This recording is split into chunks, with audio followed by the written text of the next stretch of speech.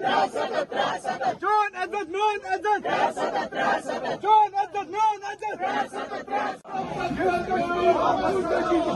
The people of Jammu and Kashmir, which has been trampled by this government, جو آج کی تاریخ میں بھارتیہ جنتا پارٹی کی سرکار دلی میں ہے، بروٹ میجارٹی کی بنیاد پہ اور مذہبی منافرت کی بنیاد پہ. I want to stress on this word.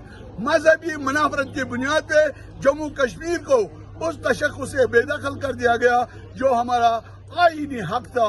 1947 میں جب ہمارا ایکسیشن ہوا تھا، جو ان کی بنیادیں تھیں ان کو ملیا میٹ کر دیا گیا.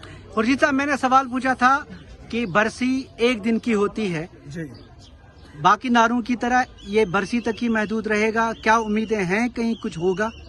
دیکھیے، بھارتیہ جنتا پارٹی 72 سال اس بات کے پیچھے لگی رہی کہ جموں کشمیر کا یہ تشخص ختم کیا جائے.